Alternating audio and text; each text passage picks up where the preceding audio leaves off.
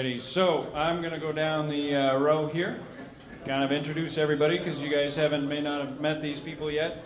I'm going to start ladies first. Ann Stewart, she's one of our instructors. She teaches the IAQ 211, which you need to take because she does an awesome job. And that's because she's Canadian. Slightly biased. 12 years in the public health or property management industry, and she's also a public health inspector, professional member of the Canadian Institute of Public Health Inspectors, and really active in that, along with the Healthy Indoor Partnership based out of Canada. And she sails like all over the world. I get all these emails that she's in like this warm tropical place while it's snowing, and she wants to know how things are going. And I consider her a dear friend, and I'm grateful that she's here and part of this panel. Dan Stye, first time I've met him, emailed before, glad that he's here. He's a pretty passionate guy. The owner of his company is called Healthy Living Spaces, and is the author of Healthy Living Spaces, Your Top 10 Hazards Affecting Your Health, on sale over there. Pick up a copy, get it signed by the man, okay? And he's also an advanced instructor as well. He's council certified indoor environmental consultant, council certified microbial consultant, and this guy gives like talks and speeches and like on TV because he's the man. And he's also an aerospace engineer, so he's a sharp cookie. And I'm really glad you're here, Dan. So I have a Mark and I have a Steve, and I have to go over and actually look at them and try to read their tags very subtly to figure out what I don't know what I'm talking about. Totally cool guys. I've had the fun pleasure of hanging out with these two in Austin together, and they are seriously fun and seriously passionate about what they do. And they wear that passion on their sleeve, dragging Jason around, dragging Al around, and just like you dudes are coming, you're getting on board. They get this building biology 100%, and they share that passion. Just unbelievable. Owning their own company, Steve owns Certified Mold Inspection, Mark owns the Mold Guy Inc., and both of them are like board certified everything, like for IICRC and all that stuff. Environmental certified mold inspectors, assessors, remediators, like everything. Thermographers, LEED credited. Like they love what they do, and the best part is they love building biology, and they're a great asset to our growing group of awesome people, even if they're not Canadian. So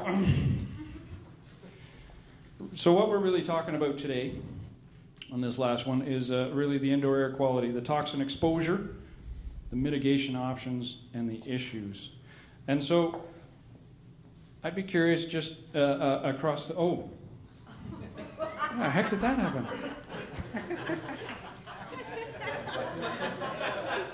I look up and there he is. Peter Seark, a new friend. And I'm grateful to have the time to sit down with Peter and chat.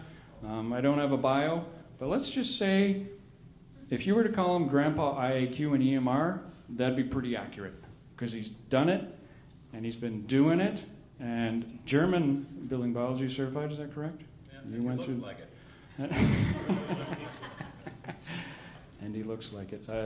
Peter's been on a lot of committees and standards development in the indoor air quality industry, and a key person in this industry. And I'm very grateful that Dan sucked him up here to sit down and share with us. So I'm just going to go down the pipe here, and we'll start with a question, something to the effect of, in an average home, what would be, in your opinion, in your experience, because each of you are going to do different experiences, different inspections, what's your biggest concern that you typically find within a house? Loaded question, that's why I said it. Well, I think one of the most important things to realize about mold is that it's a symptom. It's a symptom of a much bigger problem, that being water and moisture intrusion. So one of the things that we do, both Mark and I, is that when we go into a house, we're looking for sources of water and moisture intrusion.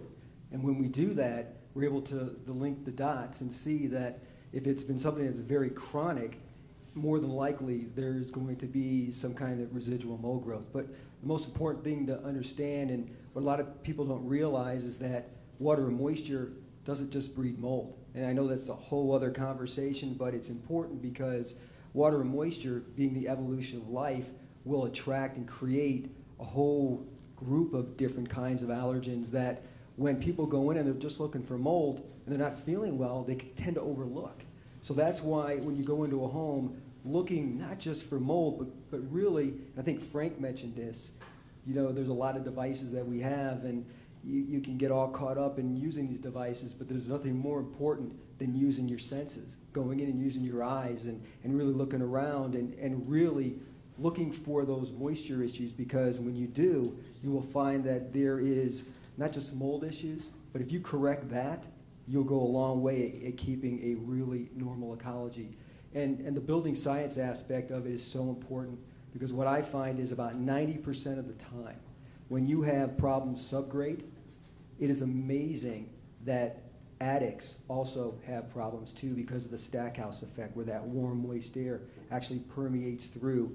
And a lot of times what happens is people will go in and only look at the subgrade, but when they get into the attics, if it's poorly ventilated, over insulated, you get that trapped moisture, and mold is going to start to grow in the attic. So when I go into a house, I'm looking for really moisture. I'm looking at the dynamics of the home and the building science behind it, because it all interacts and really is what is important in making sure that you have a home that's very healthy. Well, it really starts with the occupant, the owner, the tenant. It's really key to be able to understand what's going on with that individual. About 60 to 65% of the people that we work with have some type of sensitivity, some health issue. And they hear through people that they know, through their friends or whatever, that maybe there's some type of issue within your home that could be mold related, or something that you may want to call a professional in. And as Steve indicated to you, moisture is the culprit, because that's where it all begins. And so what you really want to do is really understand exactly what's going on with your particular client. And the difficulty is that a lot of people tend to hold back on certain issues that they have. And in many cases, they don't remember what's going on in terms of the history of that particular property, because history with a home is really, really important. If you don't really understand certain types of events that have happened, then it's difficult to understand where you really want to focus your attention. So we look for, number one, trying to really understand where a person's sensitivity may be within the home, very much like the EMF issues. When you go into a home, is there certain areas that you feel more sensitized than others? Do you recollect any type of issues in terms of water events or leaks that might have occurred within your home? And these are some of the things that we try to chart out in terms of being able to really pick up what I call key areas in terms of areas that we're going to want to look at. But there's red zones within the home as well in terms of your plumbing and things of that sort. The outside of the home is very critical in being able to really put that as part of your assessment, because the migration of water that goes into the home is really going to create certain things where they may be hidden, like in wall cavities and so forth. And the other thing too is that many times people look at air samples in terms of spore traps as the end-all. You got to be really careful with that, because with spore traps, it doesn't always give you an indication of what's going on, so it could be inconclusive. So you really want to look at, the history of the property. You want to look at certain areas of where the water source is coming from, the migration of that water, and then also actually look at the kind of tools that you need to use, because there's a lot of people that are out there that actually don't have the proper tools to be able to go into these homes and assess properly. So I'm speaking specifically about moisture meters as well as infrared cameras, things that are really significant tools that can assist us in really identifying exactly what's going on in that particular home. The eyes, the nose, your senses. You should be very, very careful, because what happens is that many times you can see something, and from a moisture perspective, it might look dry, and it might even feel dry. But if you have the right type of instruments and being able to utilize those instruments in the proper perspective, you might find out that you have a problem that's there. Average home kind of varies in terms of mold for your climate, of course. If you live in a really cold climate or a real humid climate, you're going to have some condensation possibly in the attic or in the walls in places that you might not be able to really check for yourself without some professional testing. But that being said, everyone's got indoor plumbing, and where I drive the realtors crazy, and they say, let's do a mold inspection of this house. Very first place I go, or even if I'm not doing a professional inspection, I might be with a friend or family member just looking at a house to buy. I'm just here, walking through the house. I look under the kitchen sink, and I look under the bathroom sink, places where there's lots of moisture. And kind of quickly you get an idea for how well the house is maintained. Most people have some plumbing leak under those places at some point in time, so it's a high probability-wise. It's some place that if you're going to find mold in a house, it's rather common. I think I'll echo everybody who's gone before me. Moisture issues outside, eaves troughs, downspouts, gutters, I think as Americans call them. Those are really, they seem to be prevalent in almost every house. And as well as underneath the sinks, I also look underneath the fridge because there's a condensate pan. It's usually overflowing and it's usually filled with mold. And you can sort of tell how recently people have cleaned or how much they clean. And I also look, I don't recommend people have microwaves. Some of my clients don't have microwaves. But a microwave is a great spot for finding all kinds of other things that come along with moisture and food sources. So all kinds of creatures can live under a microwave. So it's a really quick and easy way to tell about the level of cleaning in a home, which relates to dust, which relates to indoor air quality. That's just a quickie. Thank you. I would just like to add on what you just said with the last couple of words. Dust. I think that is one of the most under-evaluated contaminants in the house. You asked the question about the common house. What the indoor air quality science has shown that there is an absolutely direct correlation between the amount of dust and the amount of VOCs or even semi-volatile organic compounds in the air. So with other words, if you do proper cleaning, you also increase the good air quality. Let's turn that around. Cleaning for health is an important concept. Unfortunately, the cleaning industry hasn't really grabbed onto that yet. My experience is that when you open up walls in a regular stick home, you will find all kinds of stuff inside the wall cavities. You will be shocked. I've seen lunches from construction workers in there, paint cans, tubes of caulking. The same is true with a cold air return in your ventilation system. So I think not only looking at the contaminants in the air, but actually physical dust removal. And we're dealing with particulates, we're dealing with HEPA vacuuming, damp wiping. Hard surface materials are very beneficial. The typical regular home has wall-to-wall carpeting, which is an excellent sink for collecting items. So I think that's another part one needs to look at is cleaning for health. It's not a very hot seller, though. It's really hard to fill a classroom of people if you're marketing cleaning. You need a hook, as was talked about yesterday. Absolutely true. I would mirror absolutely everything this fantastic panel has said. I agree 100%. You know, the water, controlling the issues, finding the hot spots, looking under the kitchen sink. First thing I do too, for sure. I usually save the basement to last because it gives me something to look forward to, of course. But you know, you want to save the best to last. But the dust, and interestingly, the Green Book that came out 2 years ago by the American Industrial Hygiene Association. Is really going beyond what they refer to as this is the full-on geekdom book of mold inspection and analysis, and they've just defined filth as a component. We understand mycotoxins, and really the research is looking actually even beyond mycotoxins into something else that they can't wrap their heads around. But They're currently technically calling it filth. And that dust load on a regular basis plays a massive role in general health. But when we have a water event, a catastrophic event like we're describing and that all these people see on a regular basis, that dust load just amplifies the exposures. Just like we saw mold and EMR, being amplified together, that this dust load plays a major role as well. So key components. Thoughts, anyone want to chit-chat? Yep. There's a lot of building materials that are out there that I would consider to be not mold friendly.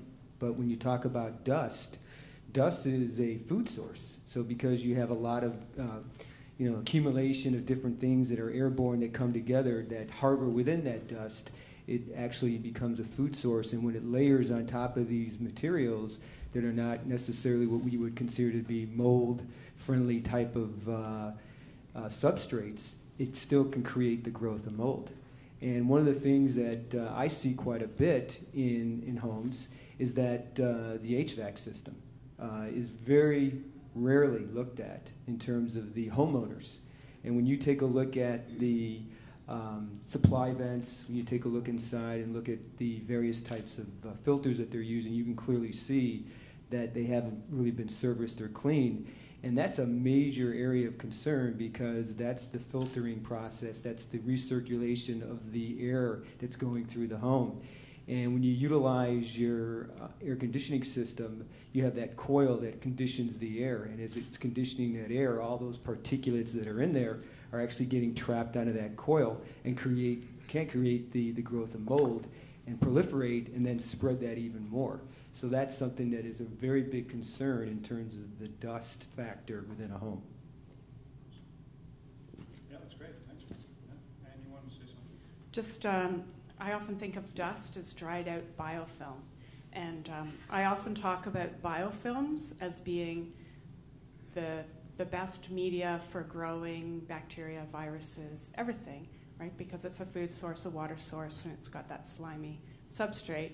Well, when you dry up a pond or something like a condensate pan, you get dried up biofilm, and it turns into dust. And then when you have a fan or an air movement, then it becomes airborne. So you have all those things going all over your house. So you can think of dried up biofilm, and then it's more fun. I've had the pleasure, actually, of going out to lunch with Ann, former public health inspector.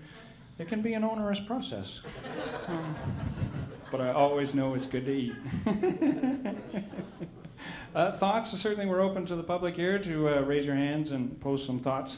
And if not, beyond the mold, certainly, and I know we're doing a lot of mold. Dan, I know with your book you're talking about some of the healthy steps within a building. Beyond the building failure, what would you say would be a really critical homeowner-based, not building-based, but a homeowner-based concerns that you typically see? No. More, but along the terms of mold, if it's okay if I do another question, since we have all these experts up here, and I kind of like to hear what other experts think as well as listen to myself talk.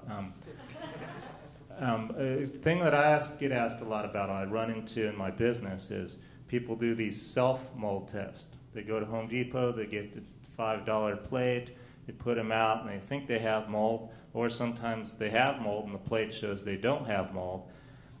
So I don't know what the audience's expertise is in the actual mold testing business goes, but basically you get what you pay for. In fact, my latest project is aside from the junk, the Petri dishes, looking at the other really professional sampling cassettes out there for mold, and how under the microscope, when you take an air sample with these different cassettes, what the dust actually looks like. In other words, what's the lab going to see? So now you think you're sending it to a real lab, and you're paying good money for a regular air sample, but in fact your cassettes make a difference. In other words, if the air particles, all the dust gets all crammed into a little slit that the lab can't really see anything but a whole bunch of dirt, or it gets spread out in a way they can identify particles, makes a difference. So I'm interested to hear about what the other panelists have to say about their findings in terms of what they tell a client or someone who just wants to know, how do I test my house and how do I avoid the junk testing versus getting a good test? That's a great question. Well, I think it goes back to what Mark said. You got to know your client and why you're there. If they're not feeling well, one test isn't going to do it. You've got to be able to understand what's going on within their home, and you really want to create a sampling strategy that will be very comprehensive. I like to suggest, depending on why I'm there, if there's somebody who's not feeling well, we always like to incorporate not only spore traps, surface samples, but also ERMI. And there are dust samples, and the reason why we like ERMI is because it breaks it down to the DNA level. A sample that you take just of the dust, if you just send it in, the mycologist might not be able to really see everything through the background. So when you get it broken down into that kind of level, it really helps kind of magnify what is really going on in terms of their dust. And that's important.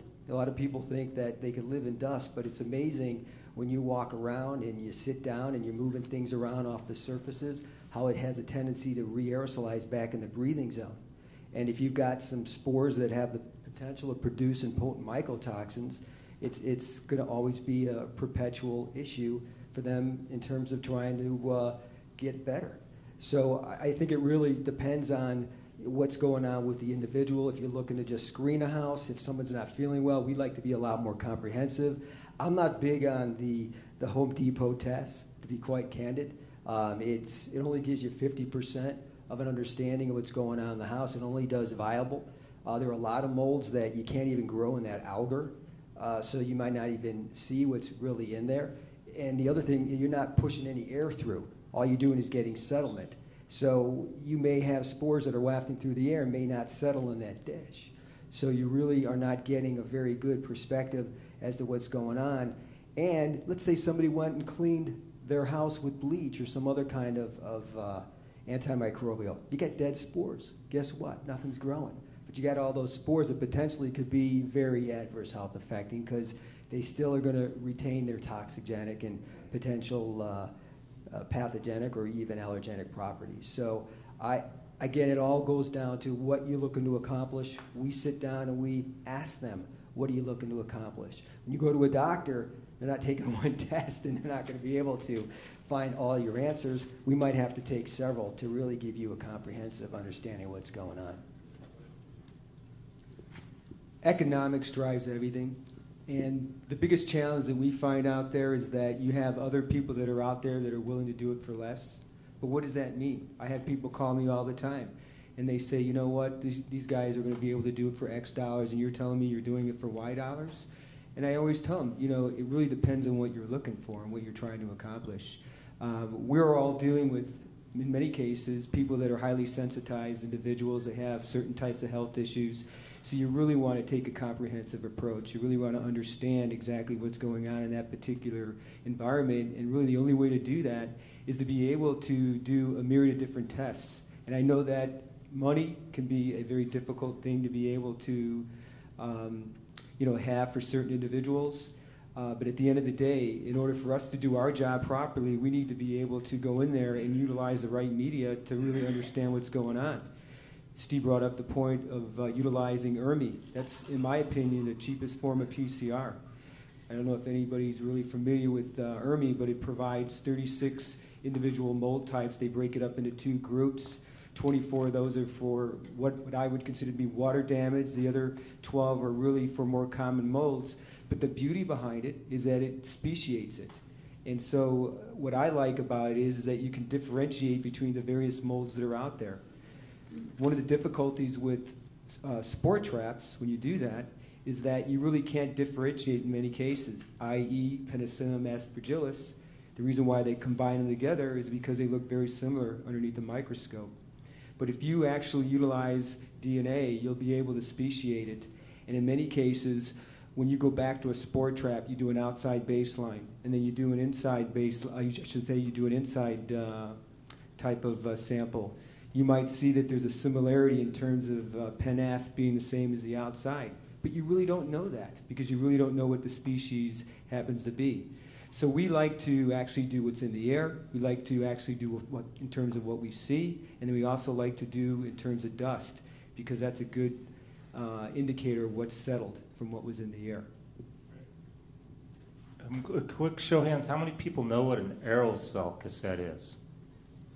Okay, so we get a pretty fairly technical audience. So then before I pass the mic, I'll actually name brand names. The good, the bad, the ugly, and I can do this because I've talked with the manufacturers and they admit it. Starters, the mold snap, complete junk.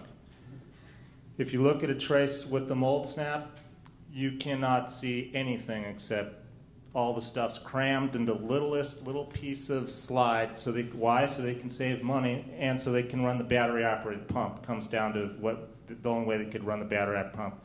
The Micro 5, which is also a battery-operated pump thing, is not as bad, but still not as good as the old-fashioned. You got to plug it into the wall pump. You need the high flow rates to get a good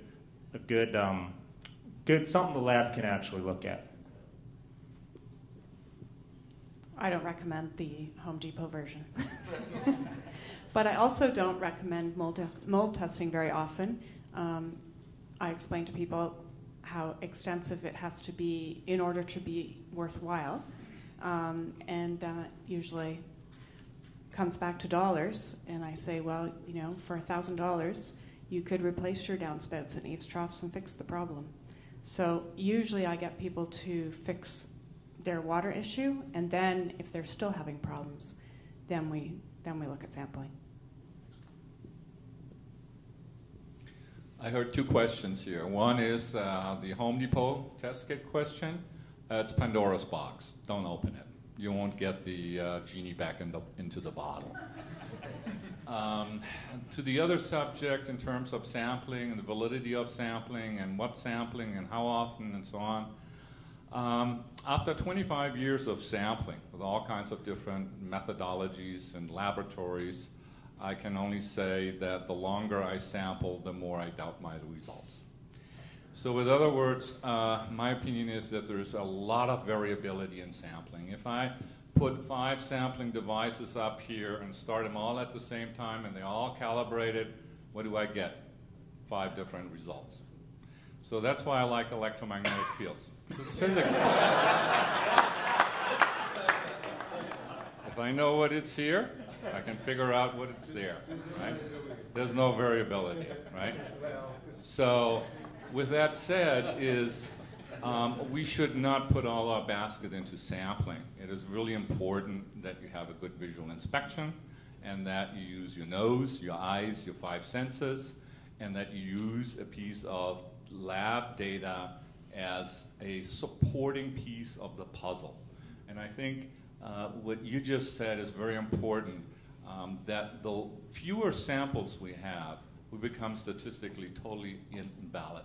That means the sampling of one sample inside, one sample outside, it's crap. It's junk science. You cannot make a judgment out of that. And unfortunately, as you mentioned, the economics has drawn it to the fact that people are taking one sample inside and one sample outside.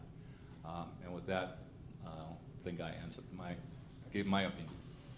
Can I just add one? Sure. Just in Canada, interestingly, it's basically aerosols.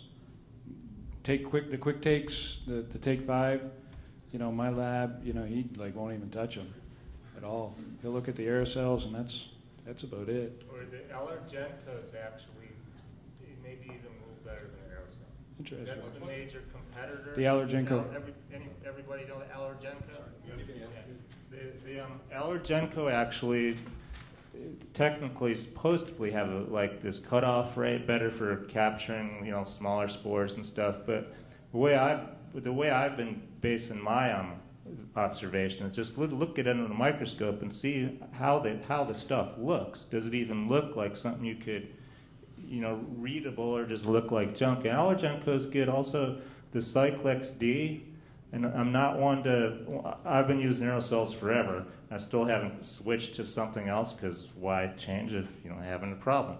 But when I looked at a Cyclex D under the microscope, I was really impressed by the clarity of how easy it is to look at stuff, which again, you send that to your lab, they've got to be able to look at stuff for the results to be meaningful. I just wanted to comment on the sampling protocol. I hear a lot of times there's a big debate about whether you should sample or not sample. I got to tell you, I'm of the opinion I think you should sample for one major important reason, and that's to validate. You have a lot of people out there who, for many reasons, going into a place probably have no business saying or even giving it their opinion about whether it's mold or not mold, and creating all kinds of doubt. And if you have someone that goes in there and says, well, that's just mold, I'm going to rip it all out, and then you get somebody that comes in and says, why did you do all that work? That's not mold. You just created a whole liability for yourself. And that's what, unfortunately, can go on out there. So sampling, you got to be very, very, you really got to understand why you're doing it. I think it helps validate, and it also helps set the remedial strategy in a lot of ways. And for those of us who are going out there that are doing the remediation, I think you do need to sample. I think you need to be prudent about it. You don't want to take 1 million samples, but there are some sampling methodologies that you can take that the variability of the results are less and give you a little bit more of a conclusive evidence of what's going on. So I don't want people walking out of here and thinking, well, I shouldn't sample. You really, in a lot of cases, have to do that. The other thing, we talked about PCR with ERMI. I think that ERMI is a great tool to use from the standpoint that it really gives you a lot of information as far as the genera, the species, and that's something that you can actually give to the doctor. We're dealing a lot with highly sensitized people. We're dealing with people that actually have some health issues. So from my perspective, we need to be able to go in there and give them a understanding of the certain types of conditions that they have. And, by eyeballing it or by making a particular assumption on it, it makes it difficult. And again, I know that economics is a difficult thing here, but for us to be able to help people and to really bring in the proper authorities as far as medical authorities to give them information on what's going on, I think that a ERMI PCR type of analysis could be a very good tool for that to be utilized for. Awesome. We're going to take a question. Real quick before I forget, I actually don't test if I see visible mold. I just will not test, and then I avoid that Pandora's box on what if I get the results back and I look stupid because the air looks clean, and they're going, well, how come the people don't understand? They think mold test. That's what they think. If I see mold, I won't test unless it's a school or hospital or someplace that they're like, well, how risky is it? And then I call it a risk assessment. I still don't link these results, meaning there's mold or not. I make it clear. This is not a test to see if there's mold in the building. It's a risk assessment test. And if I see, since we have a lot of chemically, some of us chemically are sensitive, mold-sensitive clients, if I see water damage, similarly, I'll tell them, okay, we could test for mold, but if there's no mold, that doesn't mean there's not an allergen, irritant, my test missed it, like maybe we should do an ERMI test, some other test. Get rid of the water damage before we test also, because if we test and it shows there's mold, there's water damage. If it tests and show there's not mold, and you're like, okay, now what can I do for myself? I say, well, you don't have any electromagnetic fields. What next? I give up and say, no, you did not get rid of your water damage, so get rid of your water damage first. I agree 100%. Well done. I agree. Thank you. Carolyn. Hi there. We have the privilege, Scott and I have the privilege in Seattle of working with quite a few doctors and naturopaths. And, Seattle's a really wet environment, and there's a lot of mold in the houses there. Anyways, these doctors are doing mold testing via blood and getting a species-specific reading, and then we'll go in, do the testing, and confirm that, yes, the house is high in that specific species. So it's nice and clean. High correlations all the time. So it's just nice. How do you avoid food? Like if you've just eaten a moldy mushroom or a moldy piece of fruit? So this would be more chronic exposure. Sure, they could be eating moldy food every day, but the chances of that are slimmer. So it's most likely in the environment. And these are people with chronic health issues? Yeah. Anyways. That's really interesting. Certainly not something we could do on site, but an interesting detail. Way in the back there. Thank you.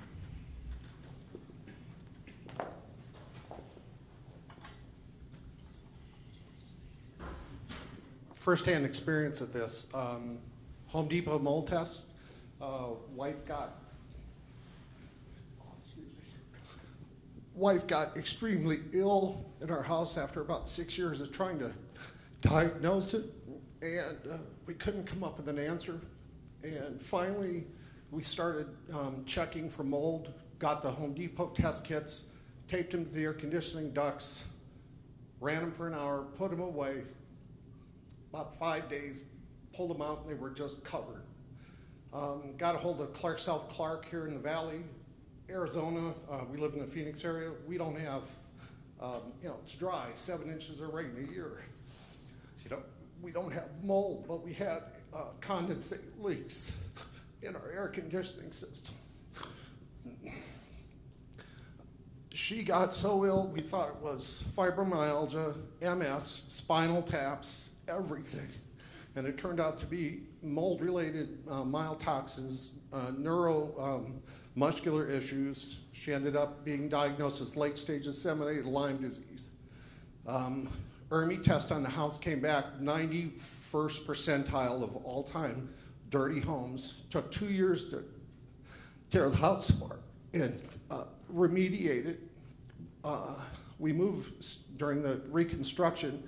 The crews used a high VOC liquid nails, and she walked into the house and got severe reactions to it, and now she suffers from multiple severe chemical sensitivities.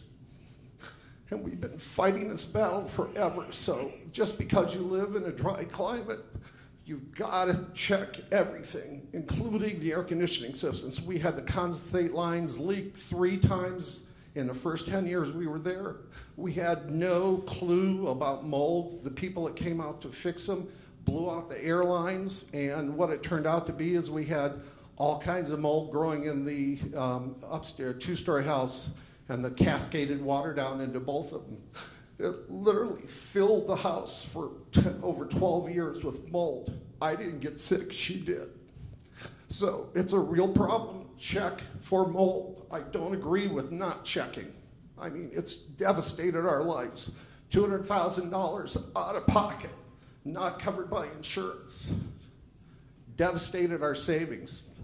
But we have a clean home now. And then a month ago, we had a leak in the drain line in the kitchen, so now we have to have the kitchen torn apart to fix that as well, to pull the drywall out. But mold can lead to very, very disastrous results. We're searching for answers now to get her well.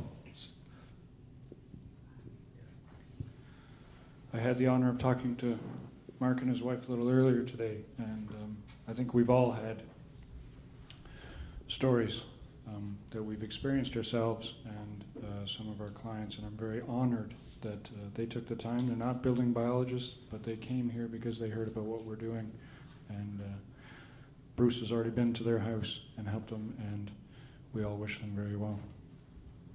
I just wanted to say that your journey is it's an unfortunate one, but it does lead to a path of really a big awareness, and I appreciate your comments. I really believe that mold can be a really, really unfortunate situation for a lot of people, and that's why we're in this business. We're extremely passionate about it.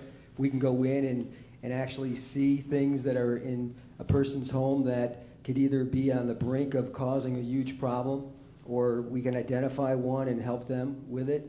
It is very, very satisfying. So thank you for sharing your story.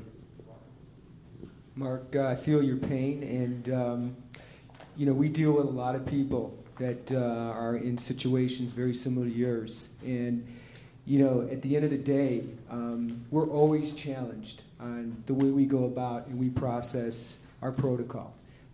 You're going to hear differences of opinion. That's just the way this business is, because it's all about economics. And because of that, you'll have people that will say, oh, you don't need to do this, you don't need to do that.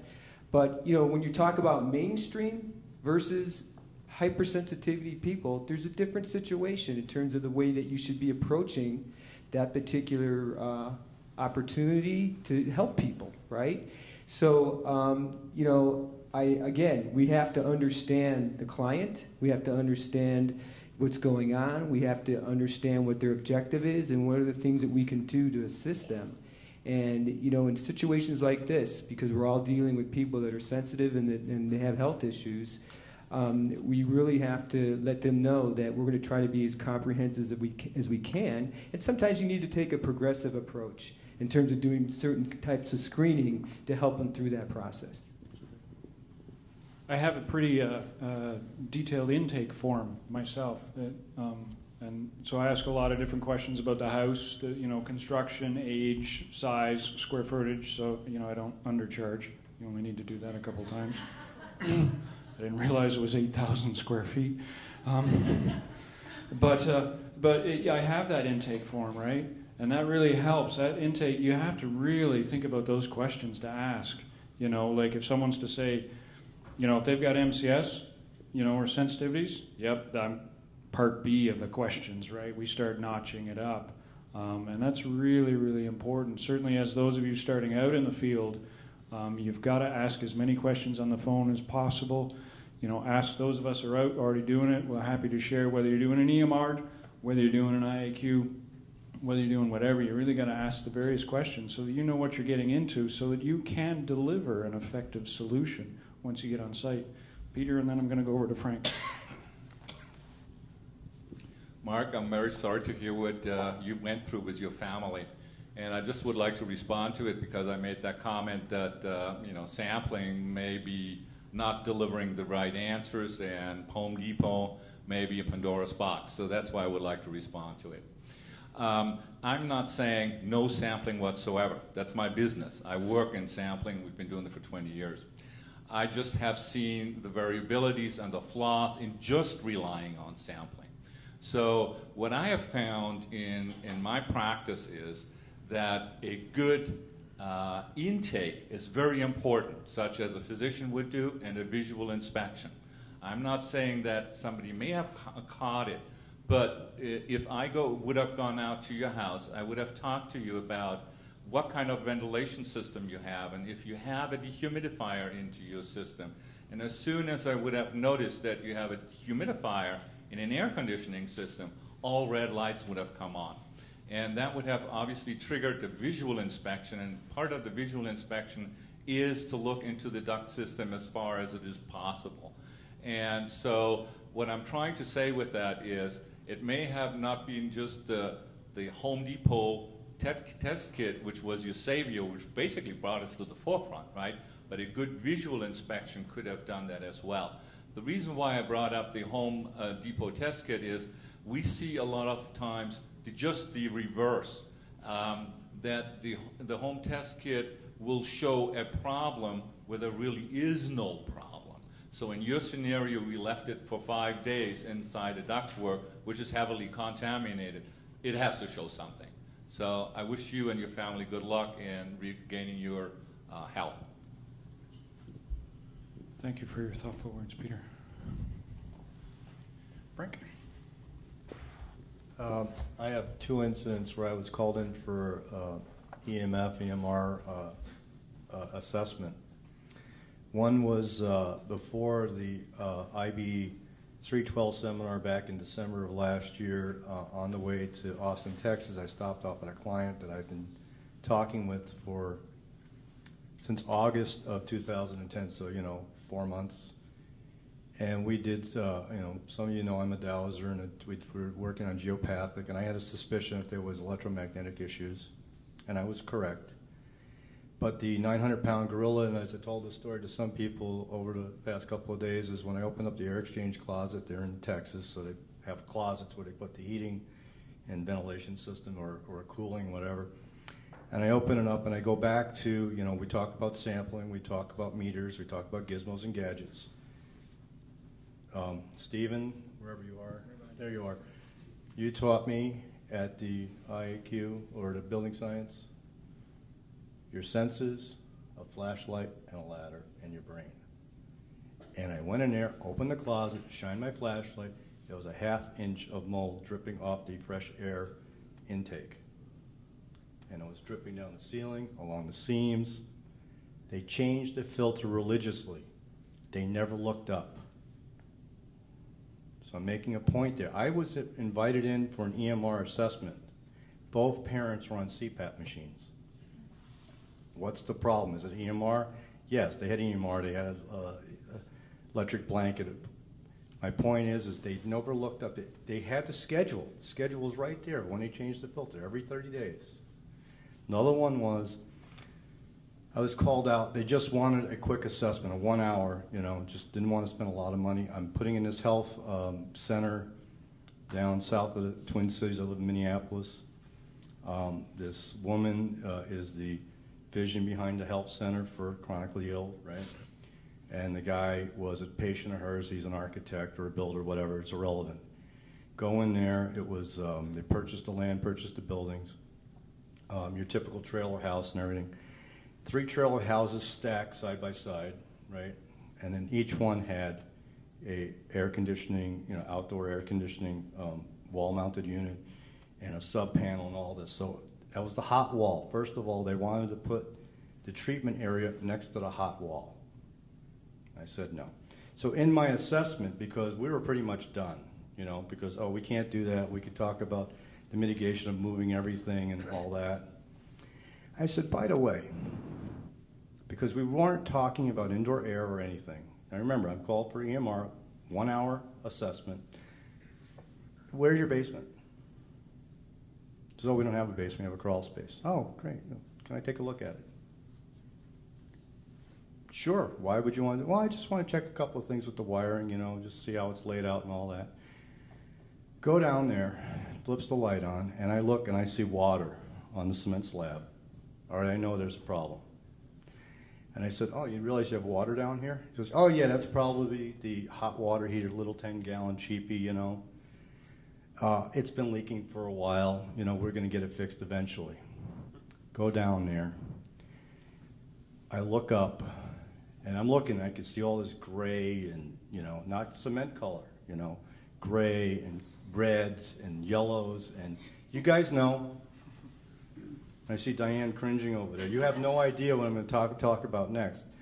I look up. It's tar paper over the floor, bottom of the floor, insulation in there. I mean, we're, yellow, green, red, orange, the entire length of the entire building. And they want to turn this into a healthy center where people with chronic illness can come to be treated. I stopped right then and there, and I said, you're asking for a lawsuit to happen. I said, you've got to get this out of here, and I don't mean just take the tar paper out. You got to take the insulation out. You're going to have to clean this whole. Because he said, well, what if I just get a couple of humidifiers from Home Depot? Because, and the reason I'm bringing this up is it's the mentality of the mainstream, and the mainstream parting over into the alternative. They don't understand what we're, experts on. The other part I bring up is the fact that this is why it's a comprehensive training. You get called, you want to be an EMR specialist. Use your eyes, use your ears, use your nose, use your head.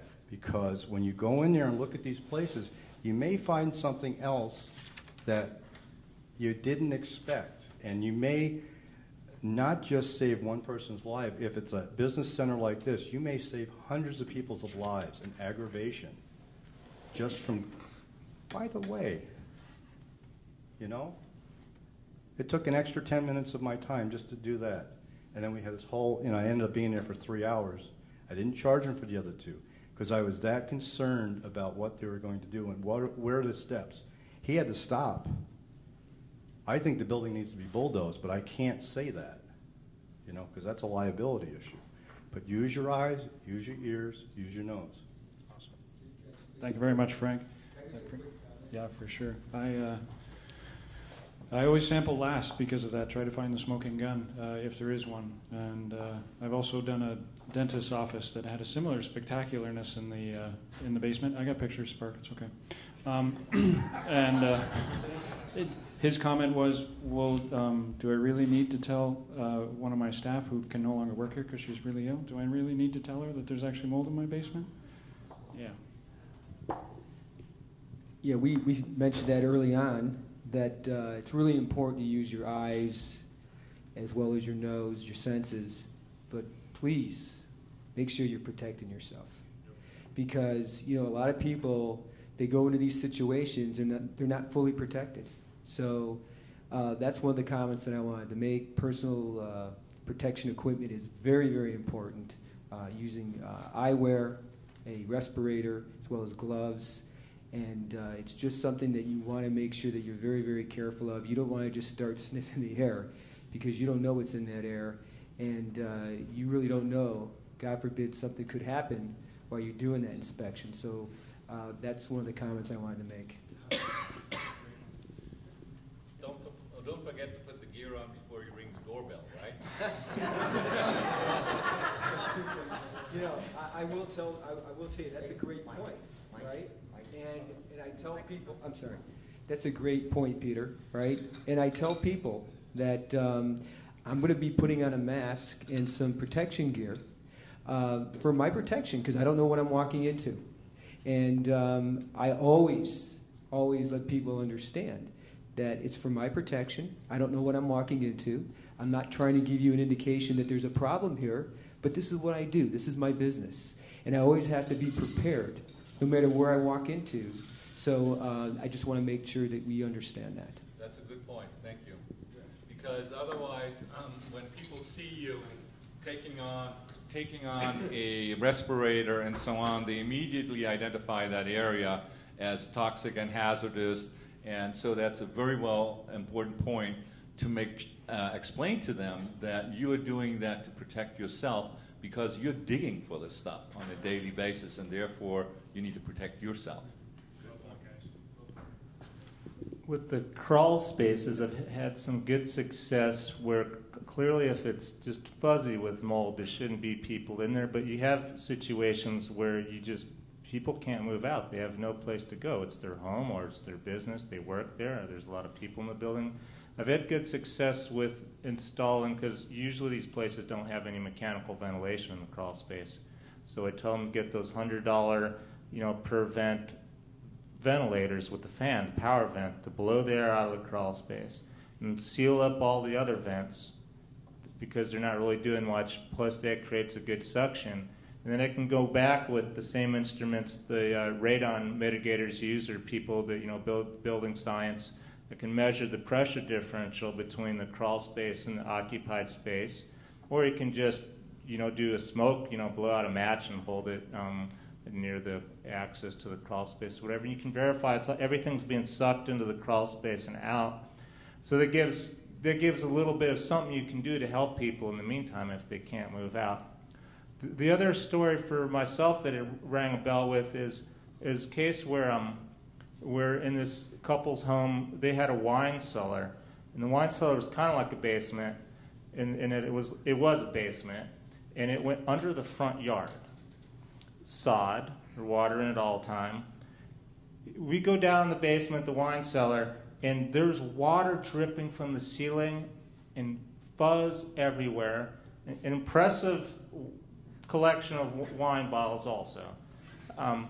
The husband is the husband actually is a scientist at Los Alamos National Laboratory. Swears there's no proven harm with the mold. The wife is seeing her doctor because she's ill. It's one of the cases where only one person's ill, if not the other. So she calls me in to do, based on a doctor's advice, to have me do a mold inspection, and visually I found it. And the trouble was the scientist didn't believe that just that visual observation was responsible for his wife's health effects. This is very difficult because after doing every kind of sampling except for the ERMI test, I didn't do a lot of those. I tested for bacteria. I tested not just for gram-positive or negative bacteria, but I had the lab do, just tell me what all the bacteria are. Viable, non-viable air sampling for mold. I couldn't find any smoking gun. Microbial VOCs, you walk in the house, I could smell the odor. I test for microbial VOCs. I could not find anything technically to really say, this is what's making the wife sick. So that's an example of why I try to avoid testing when there's clearly something visual, and just say, look, there's just something we're missing. Clearly, your basement, your wine cellar you can smell it when you walk in the house is a problem, but after spending probably a few $1,000s, I couldn't prove it. Just one comment on that. I'm not a medical doctor. It's not for me to prove anything. My whole responsibility in terms of what I do is I provide information. And I have to be really careful when I go into a situation and I talk to people, and one of the things that I tell them right up front is that I'm not a medical authority. I do have a lot of experience in dealing with highly sensitive issues, people that have health issues and so forth. I can recommend some doctors for you.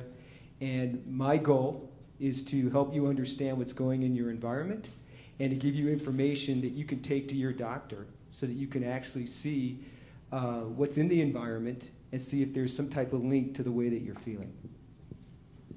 I was just going to comment on what Dan said, because molds are not static in its appearance.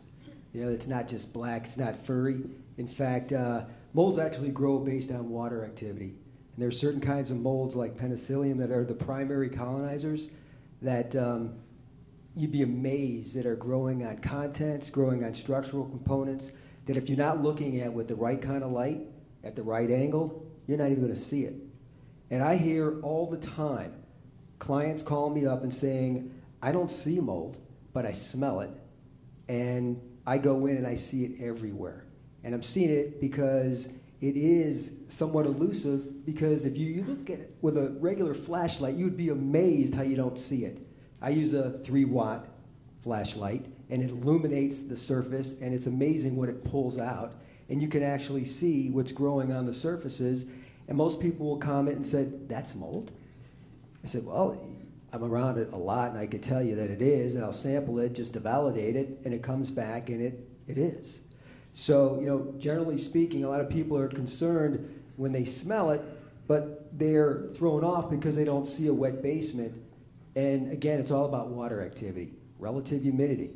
Certain kinds of relative humidity thresholds are going to breed certain kinds of molds. The most common molds found in subgrade environments are penicillium, aspergillus, and those are the ones that you don't a lot of times see, because you're looking for that smoking gun. You're looking for the black, the furry. You're looking where it's apparent. Sometimes it's not. So, but I can tell you this: if you're smelling a musty smell, that's a huge red flag, because typically there's something going on. I love my 3D cell 3-watt LED flashlight. And on Dan, I'd like to comment. I've done about half a dozen wine cellars. I usually barter. It's a really good idea. I did. Back to the personal protective equipment.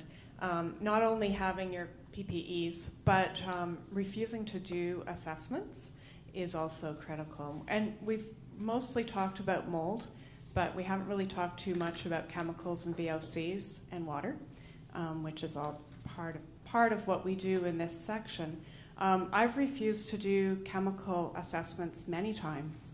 I get to the door, I introduce myself, I go in and talking to them in the front hallway, and I have to say, I'll come back next week after you've taken out all the dryer sheets and all the, scented products, scented candles, etc., because I can't smell anything if those are all there. I can't smell mold because that's all I can smell.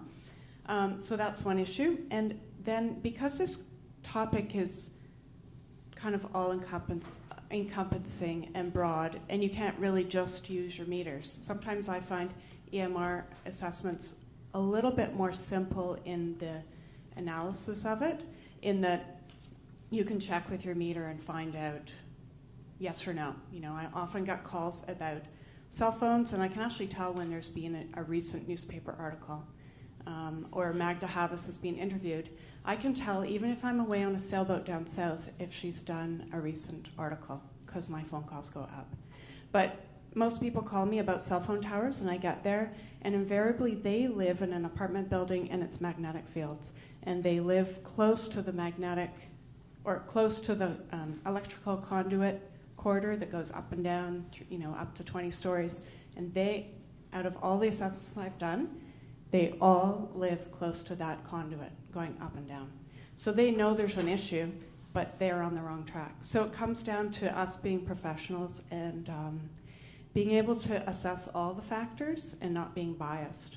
And we need to know that there is bias and just accept that it's there on the point of the client, because the client always has an idea about what's causing their problem. And we also have preconceived ideas about what their problem is from many factors, which I'd love to discuss. And I'd love to have people contribute how they avoid bias and stay the professional that can prioritize issues. Regarding the odors, the musty odors, a problem that I run into sometimes is clearly you have the musty odor, you think it's mold, but bacteria and just water damaged things in general can make odors, especially take damp soil in a crawl space. So say you take some surface samples from the wood in the crawl space, there's no mold. You take some air samples from the house and there's no mold. You still got this question, well, what am I breathing? What's that odor? And the short answer is we kind of don't know. We can do the microbial VOC test, but that kind of is a little difficult because it shows no mold VOCs when there's a smell. And you're like, okay, well, what's the smell if it's not mold? And sometimes it shows that there's problems when there's not problems because there's this short list of mold chemicals. So my strategy with that is I do the testing, like I say, for is there mold on the wood? Is there mold someplace? And if we rule out mold, then we're left with, well, still an odor. It's got to be bad for your health, otherwise it wouldn't be stinky. So we need to fix it. Back to, I think, what's one of the mold remediation protocols. Maybe I got it from Larry or Will Spades or Peter years back, which is part of the clearance criteria for a project is there's no odors. If there's still an odor, then we need to fix the odor, not try to test it and figure out how bad it is for you. Great stuff. All right. Thank you, sir. The comments that this gentleman from Phoenix, Mark, made reminded me of one of the prime reasons that I mentioned yesterday that I wrote this book, Breathing Walls, with George Swanson. Again, it was because I went into homes that had moldy basements, buckling walls from the clay soils in the upper Midwest around the Mississippi River. And the overriding thought that I kept having was, when people build and when they remodel, how are the building materials going to handle the inevitable water event?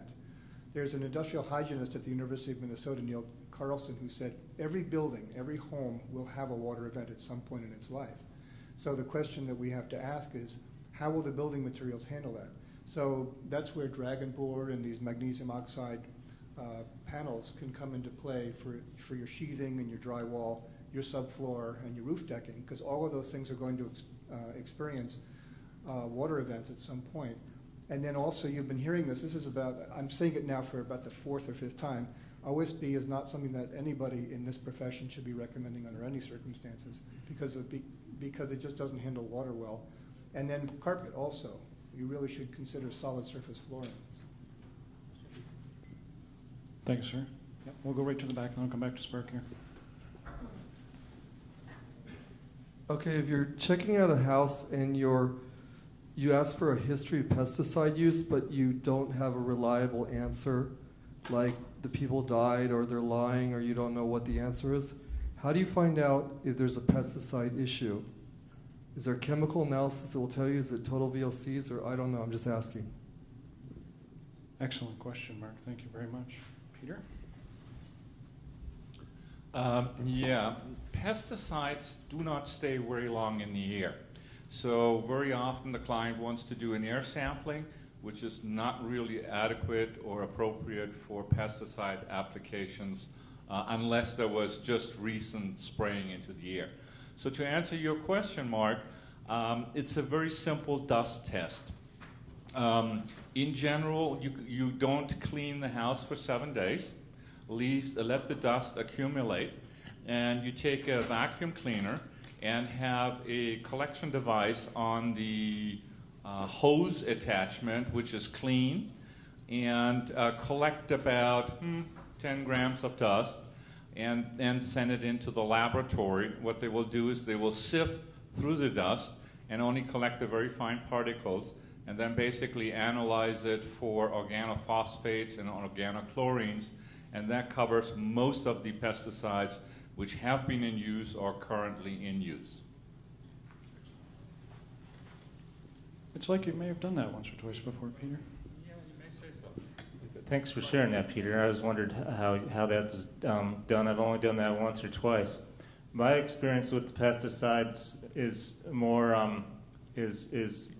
more recent times is with all these water-based ones, where after spending lots of money trying to find it, the pyrethrin ones, for example, you just can't, because they break down so fast in 2 or 3 weeks that unless you're there when they're being sprayed, probably I can't find them, even taking soil samples. So it's rather, to answer the gentleman's question, if you do Peter's test, which would be very prudent to screen for the old school termite type pesticides, prudent thing to do.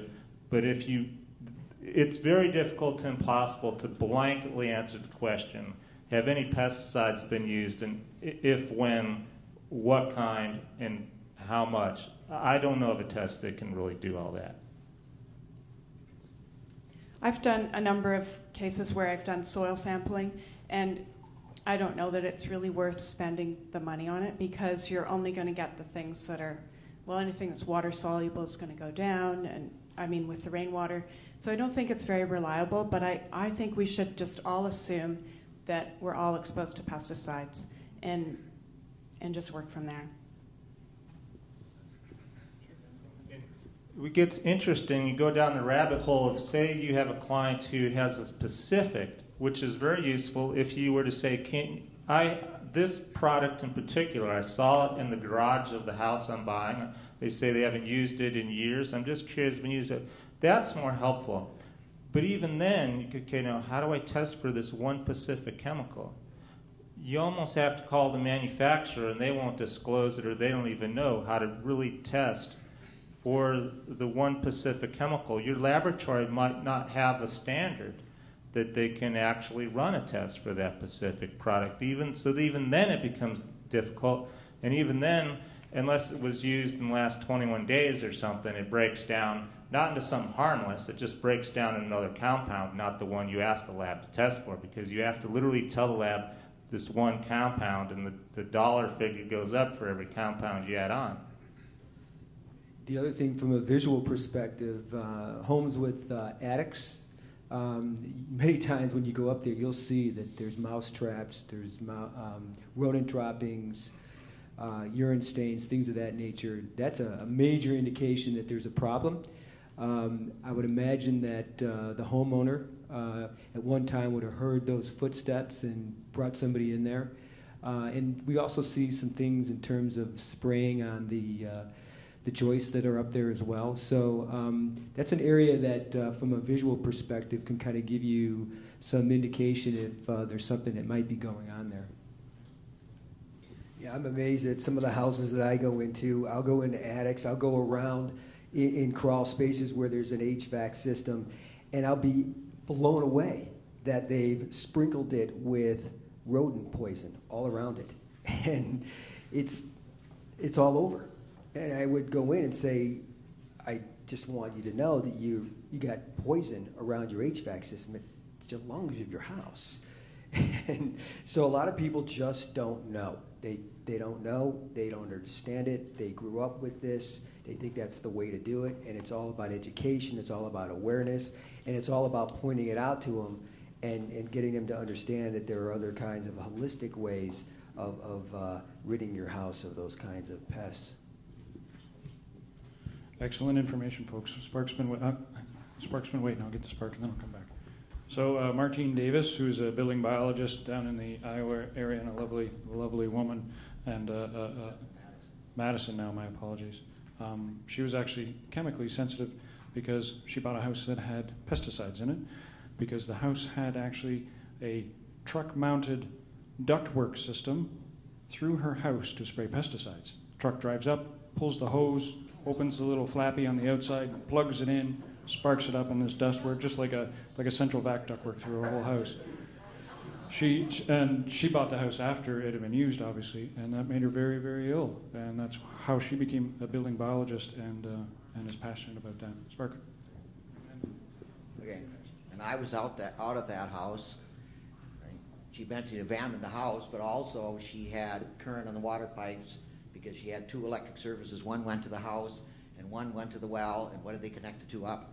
With a water pipe between this building and that building, neutral touching the ground here, neutral touching the ground there.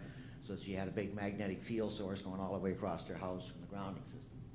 It was a sick house. It was a sick house, but also, I'm going to go a little bit different direction here in all this stuff here, is this comment made about, not so much heavy depending on meters and doing, the solution is here, not just in the meters.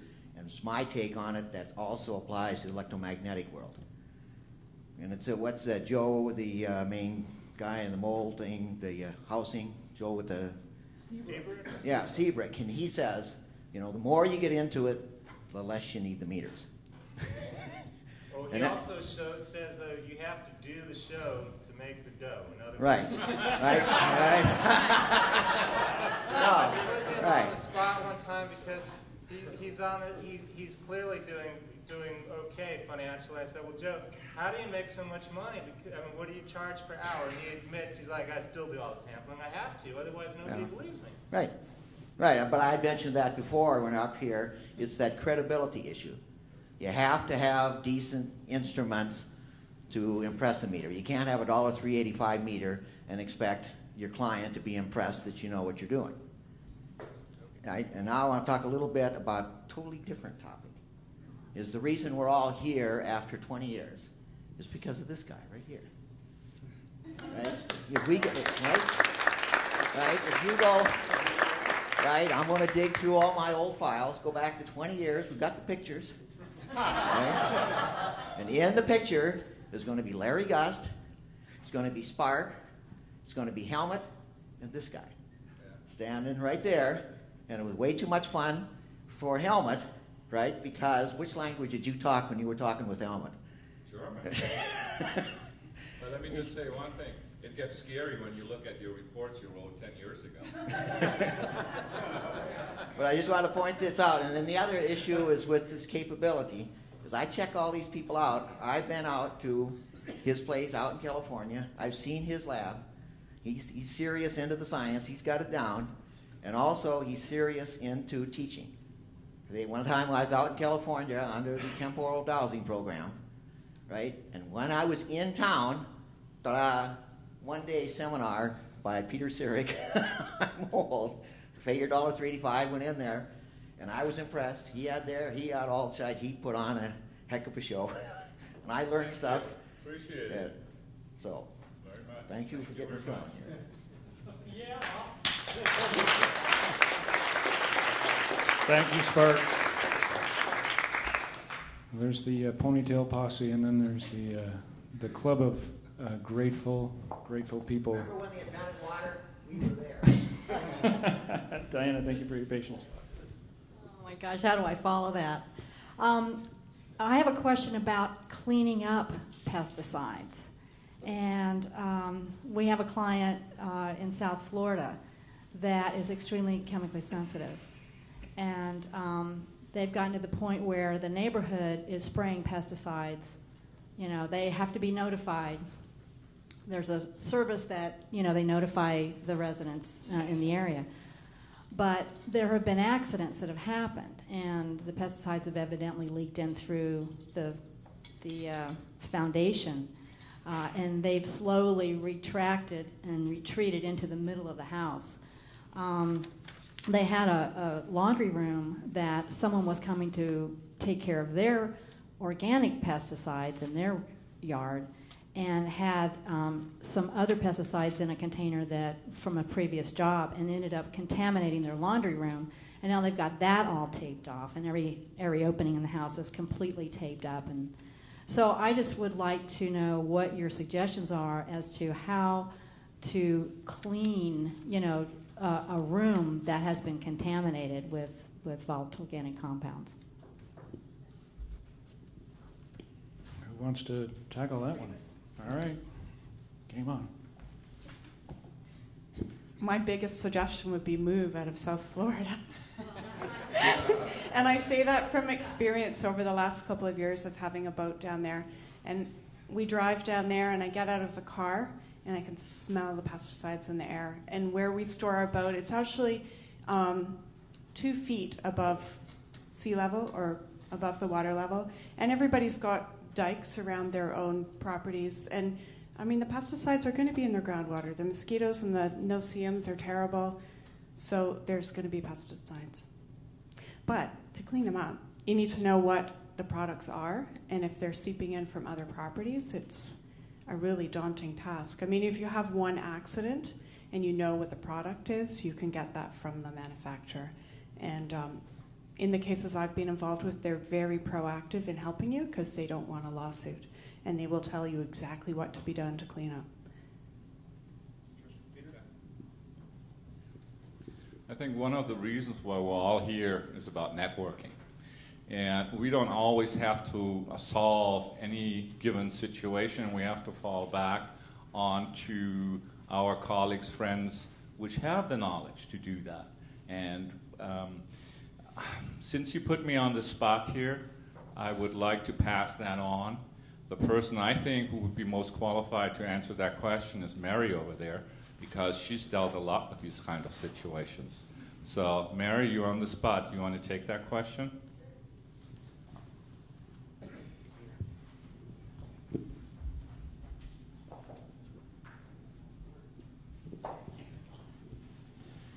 I've been working with dust tests and the semi-volatiles that are in those dust tests, including pesticides. And then once we know what the outcome of the dust test is, then I usually refer a cleaning company that's basically like a mold remediation company, and that does deep cleaning for mold jobs. And then they follow a protocol that I've written. But in general,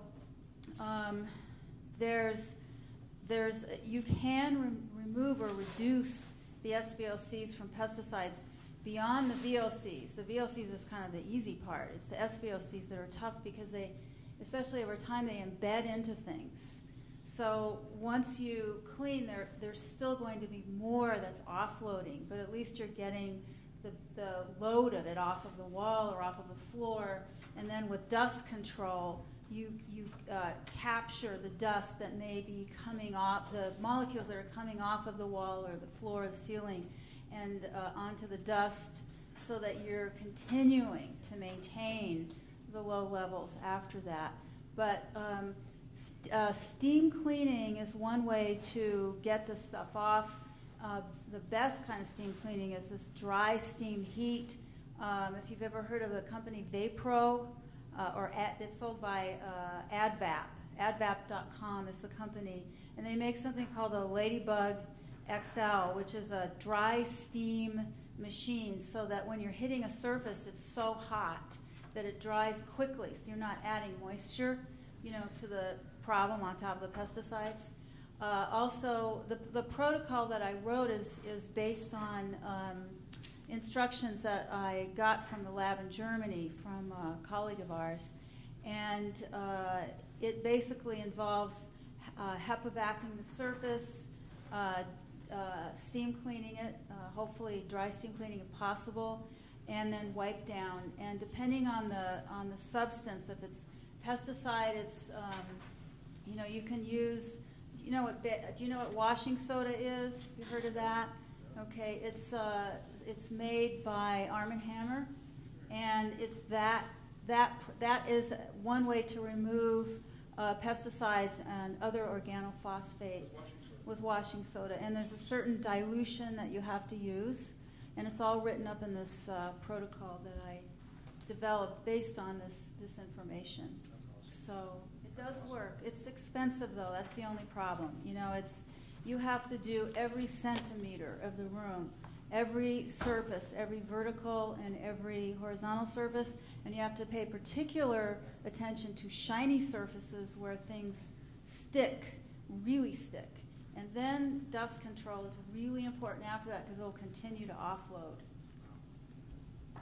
Thank you so much. Washing soda, that is seriously some serious rock stars we have in our midst. So we're going to do a quick little wrap-up. Questions, we're running out of time here. Comment. Very quickly, good sir. We're running out of time. So. Industrial ozonation to basically clear those chemicals. Does work for you? No, I believe that's a process. Something to consider. So we're going to finish that one up in the 25th anniversary next year. And I'm just going to go down the row here. Final comments, just warm, fuzzy thoughts about how much fun you're having. I'm having a great time. Thanks for having me, everyone. I hope I don't break out into a song. No, I won't.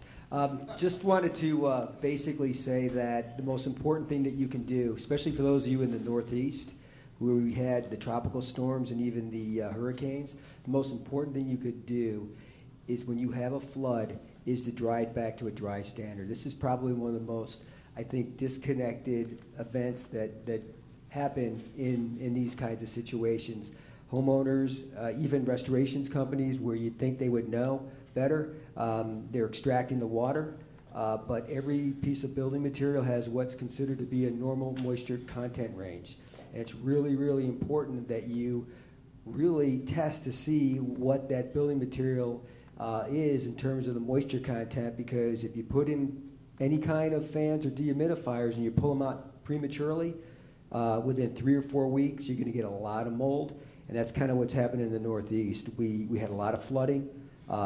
The restoration people were slammed with calls, and now I'm slammed with calls because they didn't do it right, and they're thinking that everything is dried by the feel and the visual look, and it's not. So it's real important. Go out and get a moisture meter, use it, make sure it's back to a dry standard, and that you've done everything you can to ensure that, and you'll go a long way in arresting any kind of microbial growth. Thank you. Every time I go to an IBE meeting, I'm just unbelievably amazed at the people that I meet. And it's just fascinating. And I feel blessed to be here. There's one reason why we're all here, because we have like minds, and we want to try to make a difference. And with that, we can make a difference. And we all have what I call specific disciplines that we're very good at, that we've been spending quite a bit of time and energy in the field, being able to understand and try to perfect what we do and try to really assist our clients. But the key thing is to actually establish a network of people that you can actually reach out to. And that's so critical. It's so important because, just like Peter said, we don't have all the answers. And by being able to really look for those people that you can actually connect with, that you can tie into, that can assist you in your endeavor to help your client, I think that is going to be extremely valuable.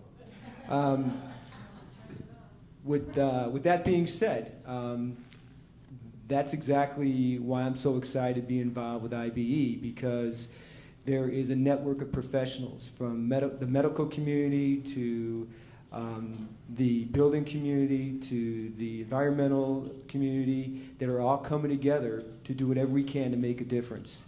And I'm excited to be able to join forces and create new friends and be able to go out there and help and assist our clients. Thank you, by the way. How many people are familiar with the book, the National, it's called Damp Indoor Spaces and Health, by the National Institute of, I think it's National Institute of Sciences, or what's it called, Peter? Do you know what book I'm talking about? This is a very good book. A colleague, another building, he's not a building biologist, but someone I was working with, he works with the EPA, turned me on to it because we had a commercial building which the tenant-landlord kind of thing, people were suing, the tenants were sick, but we couldn't find any mold back to all the testing. What this book does, it's a study by, they think it's a government-founded Institute of Health, but it's called Damp Indoor Spaces in Health. If you Google it, you'll find it. I suggest you get it because I reference it now a lot in terms of the remediation, I say, or in terms of health effects. Because what they did was they went out and studied a bunch of moldy buildings and people complaining and control buildings, and they found if they did all the testing for mold, there was not a direct correlation between symptoms and the presence of mold, but there was a very good correlation between the presence of water damage by itself and health problems, and they attributed it to that technical term, filth. Is it the bacteria? Is it the insects? Is it the mycotoxins? Who knows? So in general, based on that book, the general recommendation is if you have water damage, remediate it. Get rid of it. So what I do is I test first for mold.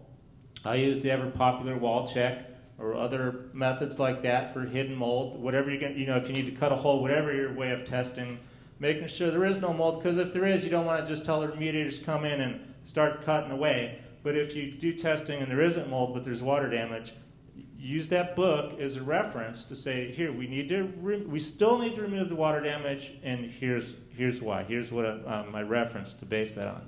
That's a great reference book. I'm always amazed at all the wonderful things I learn at these. Thank you.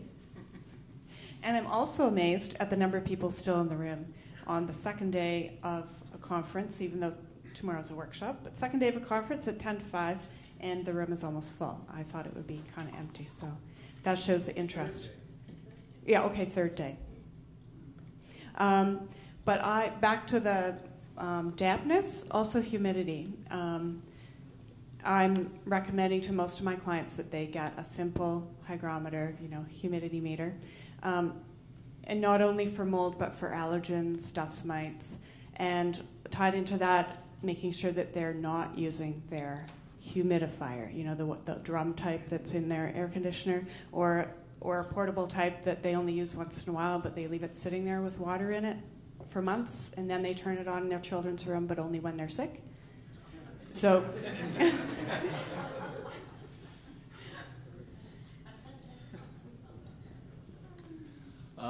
I just want to say that I'm glad I came to this conference. I've been part of the IBE for the last 20 years as a member, and the changes I have seen in the last 3 years, 2-3 years, are just unbelievable. So I would like to thank the team who is in charge, who is making these changes, because I think we're finally coming out of the doldrums. Because for a long, long time, very little has happened in bowel biology. And I have the feeling, the gut feeling, it's going to change right now.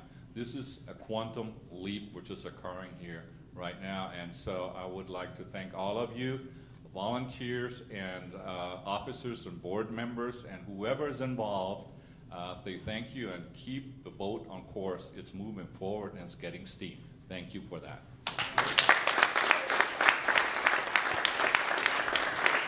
Thank you very much to the panelists. Thank you very much. A fitting end to wrap up this conference, I think, having Peter with those deeply true words. Thank you to the panelists. That was a great talk. Hey, let's hear it for these guys, because that was seriously awesome, all right?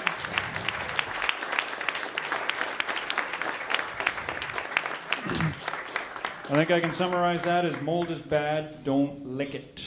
Okay? That's a pretty good summary there of that whole hour and a bit. So what I just quickly want to do is say thank you again, everyone, from the bottom of my heart, from the organizing committee, from Michael Kahn, for taking the time out of your very busy lives to come down and be here with everyone, to share your stories, your tips, your tricks, your terrible jokes.